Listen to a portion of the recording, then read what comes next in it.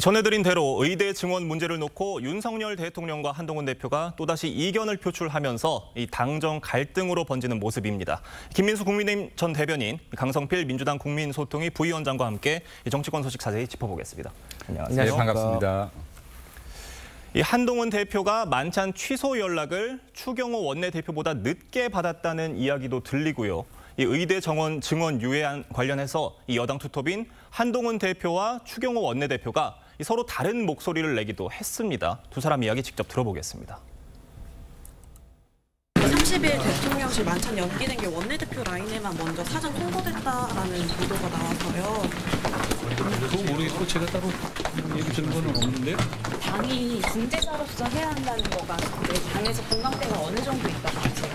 대단히 중요한 이슈고요. 거기에 대해서 당이 민심을 전하고 민심에 맞는 의견을 전해야 한다라고 생각합니다.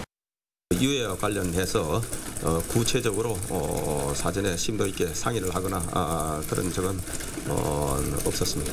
정부의 추진 방침에 전적으로 동의를 하고 그리고 당도 함께 할 생각이다.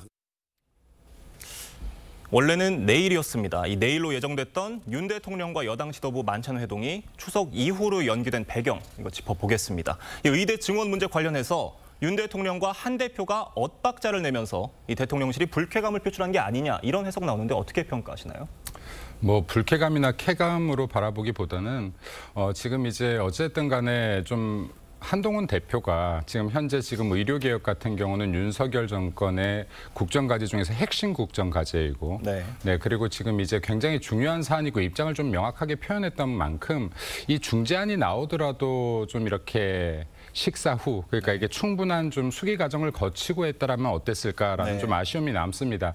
그리고 지금 어쨌든 정부 입장에서는 추석을 앞두고 여기에 민의에 더 충실하겠다라고 했으니까요. 여기에 정부 입장 발표 그대로 좀 받아들여 주시면 감사할 것 같고, 그리고 지금 이제 이러한 부분들에 대해서 어쨌든 간에 국민들의 필요가 계속해서 필요를 느껴왔던 의료 분야인 만큼 좀 더 좀 우리 당에서도 수기 과정을 좀 진중하게 거치는 이런 모습들을 국민들께 보여주면 어떨까 생각됩니다. 네. 그러니까 수기 과정이 있었으면 더 좋았겠다, 이런 말씀 주셨는데, 이 추경호 원내대표는요, 한 대표가 제안한 의대 정원 증원 유예안을 사전에 논의한 적이 없다, 이런 입장을 밝혔어요. 정부 방침에 전적으로 동의한다고도 했는데, 이 원내 사령탑이 한 대표와는 다른 목소리를 낸 겁니다. 밖에서 보시기에는 어떻게 보셨습니까?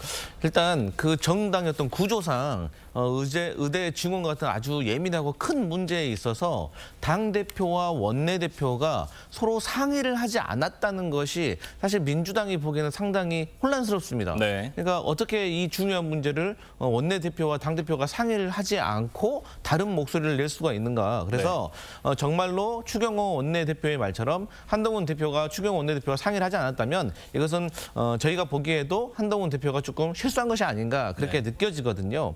그래서 한동훈 대표는 대통령실 향해서 중재안을 냈고, 이게 아니라고 하면 더 나은 대안을 제시하라라고 했고, 추경호 원내대표는 대통령실의 지금 현재 방침에 동의한다라고 하고 있기 때문에 사실 야당이 보기에, 그리고 또 국민들이 보시기에 많이 혼란스러울 거라 이렇게 보여집니다. 네, 이 의료 대란과 관련해서 대통령실에서는 이 관리가 가능한 상황이다라는 입장인 것으로도 전해지는데, 사실 추석 연휴 동안 응급실 대란이 벌어지는 거 아니냐, 이런 우려가 나오는 것도 사실입니다. 결국에는 국민 건강과 직결된 문제인데, 대통령과 여당 대표가 이 해법을 찾기보다는 다소 감정 싸움으로 번지고 있는 게 아니냐, 이런 지적도 좀 있어요. 어떻게 보시나요? 해법을 찾아가는 과정이라고 보는데, 이런 것들이 지금 국민들 불편하시게 밖으로 새어나온 것이 좀 문제가 되지 않는가 생각됩니다. 개인적으로 봤었을 땐 지금 이 의료 문제, 예를 들어서 응급실의 부족 문제라든지 그리고 소아과 오픈런 같은 문제가 비단 현 정부에서뿐만이 아니라 계속해서 문제가 되어 왔습니다. 그렇기 때문에 지금 의사의 부족에 대한 사회적인 논의들이 계속 이루어져 왔던 것이고, 그 필수 의료에 대한 부분들, 지역 의료에 대한 편차, 이런 부분들이 계속해서 논쟁이 되어 왔던 것인데, 윤석열 정부가 장기적 관점에서 봤을 때 국민들을 위한 보편적 이익을 위해서 지금 이 의료 계약에 대해서 굉장히 강하게 원칙을 가지고 앞으로 나아가고자 한다라고 생각합니다. 사실 이때까지 20년이 넘는 시간 동안에 대한민국은 단 한 명의 여기 의대 정원을 증원하지 못했거든요. 네. 단 한 명도 증원하지 못했습니다. 그리고 지금 이게 뭐 이번에 민주당에서 비례대표 12번을 받았던 의료 전문가죠. 민주당에서 여기 선택한 의료 전문가 역시도요. 이 향후 20년 동안 매년 4~5천 명의 의대 증원을 늘려야 된다고 말한 적이 네. 있어요. 이 정도로 지금 중요한 사안들인데 예를 들어서 이게 언발의 오줌 누기식이 아니라 장기적인 관점에서 앞으로 대한민국이 고령화되고 그리고 소득이 올라가면서 계속해서 의료에 대한 필요성이 증가될 텐데 장기적 관점에서 국민들을 위해서 본다라고 하면 이번 의료 개혁 원칙을 가지고 나아갈 필요가 있다라고 분명히 생각되어집니다. 네, 그리고 또 의사들께서 여러모로 힘든 부분들이 분명히 있겠지만은 좀 이렇게 현장으로 다시 빠르게 복귀를 해주시고 그 이후에 또 추가적인 협상들이 일어나면 좋지 않을까 생각됩니다. 네. 어찌됐건 대통령실은 지금 한 대표가 제안한 의대 정원 유예에 대해서 이 거절 의사를 분명히 한 겁니다. 이에 대해서 한 대표가 이 더 좋은 대안이 있으면 내놓으라는 취지의 글을 SNS에 올렸었는데 이 발언은 좀 어떻게 보셨어요? 일단 한동훈 대표가 지금 말하고 있는 중재안에 대해서는 저희 민주당이 보기에는 의미가 있다라고 평가를 하고 싶습니다. 근데 이제 이게 내용도 중요하지만 네. 절차가 중요한 건데 절차도 중요한 건데 네. 절차가 조금 미숙한 것 같아요. 근데 이제 이 상황에서 저희가 한동훈 대표한테 또 물어보고 싶은 게 하나 있습니다. 그게 뭐냐면 만약에 대통령실에서 100번 양보를 해서 네. 한동훈 대표가 말하고 있는 지금 유예안을 중재안을 받는다고 하면 전공의들은 바로 복귀하는 겁니까? 그러니까 이거는 한동훈 대표가 얼마 전에 박단 위원장, 전공의 대표격인 박단 위원장을 만났을 때 이게 합의가 된 겁니까? 네. 이 정도 합의가 됐을 때 대통령한테 이걸 사전으로 좀 던졌을 때 또 대통령이 받아줘야지 이것이 극적인 타결을 받고 국민들이 안심을 하고 그 결과를 인정을 해주는데 저희가 봤을 때는 만약 대통령실이 이 한동훈 대표의 안을 받는다고 하더라도 네. 전공의들이 이것을 거부해버리면 우스운꼴이 돼버리는 거거든요. 그래서 아무래도 저는 그 물밑에서 조금 더 조율을 좀 양쪽을 좀 제대로 한 다음에 이것을 발표하는 것이 좋을 것 같고 네. 또 전공의들도 과학적인 숫자를 본인들도 좀 제시를 했으면 좋겠습니다. 그러니까 두 분 모두 이 정부 여당이 좀 더 책임 있는 모습을 보이기 위해서는 좀 더 조율된 목소리를 낼 필요가 있었던 게 아니냐 이런 말씀 주셨는데 지금 이런 의대 증원과 관련한 현안 굉장히 복잡합니다. 그런데 윤석열 대통령이 오늘 이 국정 브리핑과 기자회견을 가질 예정이고요. 오늘 기자회견에서 이 한 대표의 갈등설, 의정 갈등 해법에 대해 어떤 입장을 밝힐지도 굉장히 주목이 되고 있습니다. 어떻게 보시나요? 아마도 이렇게 원칙을 밝히지 않을까 싶습니다. 지금 이제 대통령의 3대 개혁과제 플러스에 이제 의료개혁이 들어갔는데 의료개혁 아까도 말했지만은 본질적인 것을 언젠가는 분명히 짚고 넘어가야 네. 이게 장기적으로 국민들의 건강을 위해서 이게 안정적인 정책이 될 것이다라고 생각됩니다. 이게 계속해서 이게 어떠한 힘의 균형점 때문에요. 네. 개혁을 포기하고 개혁을 포기하다 보면은 대한민국이 특수 집단만을 위한 나라가 되어서 안 되지 않겠습니까? 의사만을 위한 나라가 되어서도 안 되는 것이고 간호사만을 위한 나라가 되어서도 안 되는 것이고 또 국회의원만을 위한 나라가 되어서도 안 되는 것이고요. 그리고 노동자만을 위한 나라가 되어서도 안 되는 것 아니겠습니까? 근데 이렇게 매번 한 집단들에 의해서 지금 개혁의 방향들이 고삐를 늦추고 혹은 앞으로 나아가지 못한다라고 하면 결국에는 장기적으로 이 피해는 국민들께 간다라고 생각합니다. 그렇기 때문에 여기 윤석열 대통령이 오늘 발표에서도 마찬가지로 본 사안에 대해서는 원칙적인 방향을 다시 한번 강조하지 않을까 조심스럽게 진단합니다. 네, 알겠습니다. 이 의정 갈등이 당정 갈등으로 번지고 있는 상황으로 보입니다. 민주당 이재명 대표는 이 한동훈 대표가 제안한 이 중재안에 힘을 실었는데요. 그 목소리 직접 들어보겠습니다. 우리 한동훈 대표께서 의대 정원 감축 얘기를 하셨던 것 같죠? 그리고 좀 유의하자. 제가 보기에는 지금 현 상황에서 의료 붕괴 위기를 타개하기 위한 불가피한 대안 중에 하나라고 생각이 됩니다. 정부에서도 이걸 배관시하지 말고 그 문제를 포함해서 의료 붕괴를 막기 위한 근본적인 대책을 좀 심도 있게 고민해 주시기를 부탁드립니다. 지금 들어보신 것처럼요. 이재명 대표가 한동훈 대표가 꺼낸 중재안에 대해서 긍정적인 평가를 내놨습니다. 그런데 이게 일각에서는 여권의 분열을 좀 부채질하려는 거 아니냐 이런 지적도 좀 있는데 어떻게 보시나요? 저희 민주당이 보기에는 상당한 오해다라고 말씀드릴 수밖에 네. 없습니다. 이유가 뭐냐면 저희가 만약에 여권의 분열이라든가 아니면 지금 의대 증원의 갈등에 대해서 이걸 정치적으로 민주당이 이용하려고 했다고 하면 저희는 총선 전에 이 사태에 대해서 개입을 했을 겁니다. 당시만 해도 여당과 대통령실이 의견이 크게 있지는 않았습니다.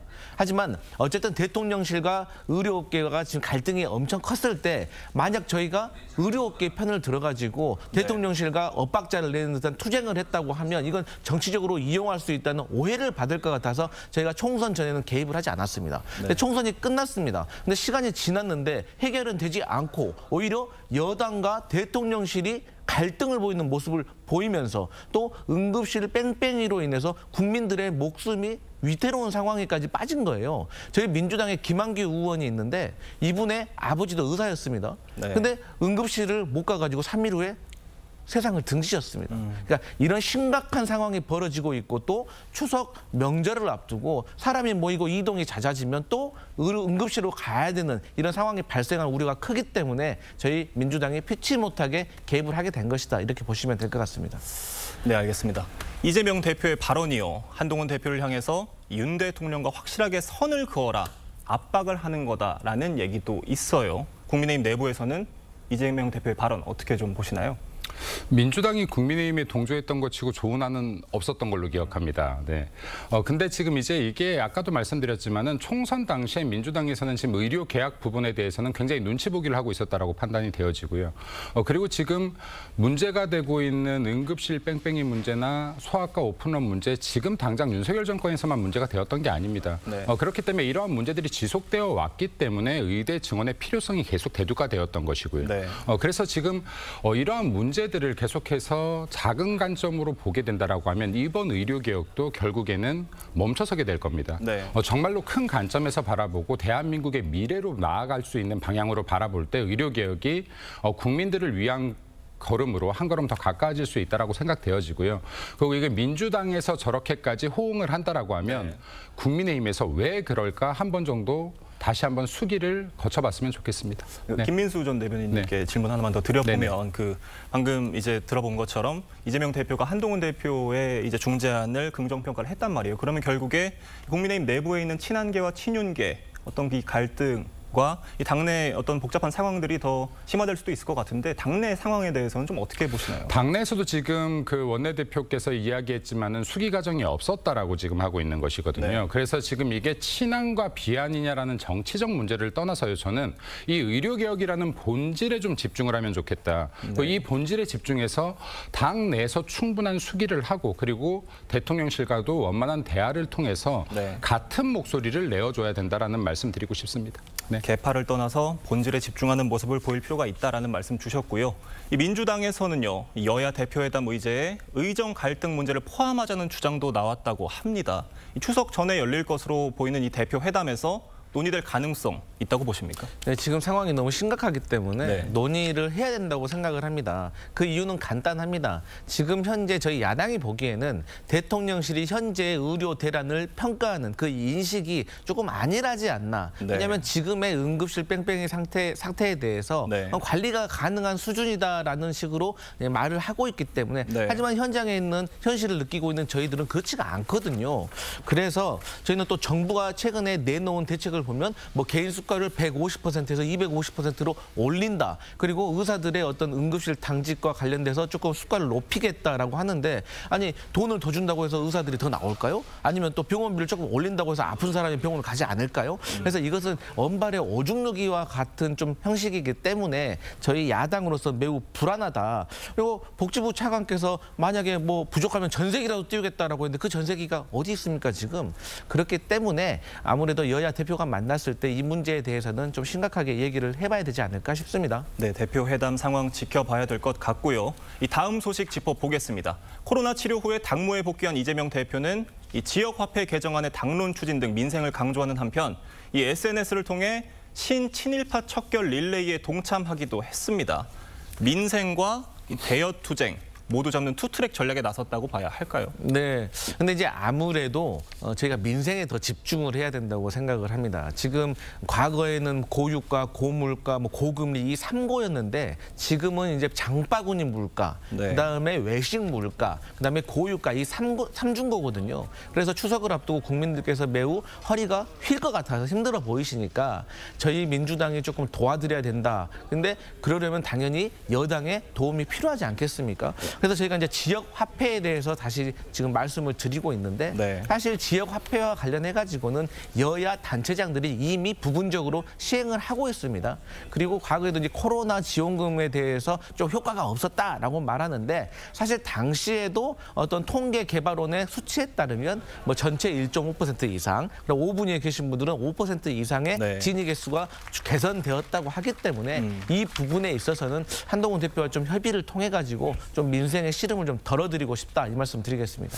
근데 이제 질문 하나만 더 드려보면 이재명 대표가 병상에서도 지시를 했잖아요. 이 친일 논란 관련해서 민주당에서는 특위까지도 지금 가동을 하고 있는 상황이고 네. 이렇게 좀 대여 투쟁에 열을 올리고 있는 이유는 좀 뭐라고 보시나요? 이게 이제 이번 정부 들어서 사실 적재적소에 인재들이 가서 일을 하셔야 되는데 네. 사실 최근에 하더라도 김문수 노동부 장관 후보자라든지 김영석 독립기념관 관장이라든지 이런 분들의 어떤 발언, 인사청문회를 보면 단 한마디로 말씀드리면 아니 일제시대에 우리 국적이 없었다. 일본 국적이었다. 이걸 어떤 국민이 납득하겠습니까? 네. 그렇기 때문에 저희가 이런 잘못된 고위 공직자들의 어떤 역사 인식에 대해서 바로 잡아야 된다. 이런 의미로 봐주시면 될 것 같습니다. 김민수 전 대변인께 같은 질문 드려보겠습니다. 네네. 민주당이 대여 공세 이렇게 높이는 이유 좀 어떻게 보시나요? 저는 지금 이제 이 친일 프레임 같은 경우는 정말 민주당이 어려울 때마다 꺼내드는 정치적 공작이라고 생각합니다. 그리고 이 근간에는 종북주의 역사관이 자리 잡고 있다고 봅니다. 예를 들어서요, 지금 친일 논란이 얼마나 허망한 것인지를 좀 잠깐 설명드리고 싶은데요. 여기 이승만 전 대통령의 평화선으로 독도가 우리 땅임을 천명했습니다. 그리고 이승만 대통령 같은 경우는요, 반일을 넘어서 혐의를 했던 가장 반일주의자 대통령이었어요. 예를 들어 독도를 넘어온다라고 하면은 이게 일본 노선들을 체포, 구금하라고 했고 발포까지 하라고 명령했던 사람입니다. 그래서 일본의 진짜로 여기에 그 어부들 같은 경우가 약 4천여 명이 구금되기도 했고요. 그중에서 40여 명이 넘는 사람들이 사살되기도 했습니다. 이렇게까지 강경하게 반일을 했던 대통령이 없음에도 불구하고 이승만 대통령을 친일주의자 몰이까지 하는 게 민주당입니다. 그리고 제가 이 독도도 계속해서 논쟁이 되기 때문에 짧게 좀 짚고 넘어가고 싶은데요. 1999년도에 김대중 전 대통령이요. 여기 독도가 아닌 울릉도를 기점으로 해서 한일 간의 어업협정을 했습니다. 네. 이 사건을 계기로 전 세계에서 독도에 대한 영유권에 대해서 물음표를 찍는 계기가 되었습니다. 마찬가지로요. 2004년에 전 노무현 대통령이 제주도에서 한일 정상회담을 할 때요. 독도를 다케시마라고 표현을 하면서 일본 내에서도 한국의 대통령이 다케시마를 인정했다라고 해서 이거 대서특필됐던 사건입니다. 그리고 마찬가지죠. 또 2018년도에 이명박 대통령이 독도를 방문했을 때 조용한 외교를 하자라고 했던 것도 민주당입니다. 친일을 하고 있다라고 하면 독도를 팔아먹는다라고 하면 과연 누가 이런 행위들을 했는지 민주당에서 좀 자성을 하길 바라고 이 사실과 지금 사실이 아닌 것들을 왜곡하는 것들을 좀 멈추어라. 그리고 이 언제까지 반일몰이로 정치적 이득을 득할 셈이냐라는 말씀 좀 드리고 싶습니다. 네. 결국 정권마다 비슷한 말들이 반복이 되는 것 같아서 어떤 소모전이 아니냐 이런 지적도 나오고 있는 것 같은데요. 강성필 부위원장님께 질문 하나만 더 드려보겠습니다. 네. 지금 민주당이 추진하고 있는 친일 공직자 임용 금지법 두고 이 표현의 자유 침해하는 거 아니냐, 그러니까 위헌 소지가 있는 거 아니냐 이런 지적들이 나오고 있어요. 사실 민주당이 그 과거에 추진했던 여러 가지 그 역사적 사실에 대해서 왜곡을 할 경우에 뭐 형사처벌을 한다든지 그런 법안들을 이번에 처음 발의한 게 아닙니다. 근데 당시에도 어떤 위헌 소지 때문에 결국 입법화 과정에서 좀 제동이 걸렸던 경우가 있었던 것 같거든요. 좀 어떻게 보시나요? 근데 이제 시대의 상황이라는 게 있는 거 아니겠습니까? 그리고 지금 현재 국민적인 여론도 상당히 중요하다고 봅니다. 물론 사람의 마음속에 어떻게 법으로 정한다고 해서 사람의 마음속을 다 알 수가 있겠습니까? 네. 그래서 정치권에서 진정성이란 말이 가장 허무하다고 하잖아요.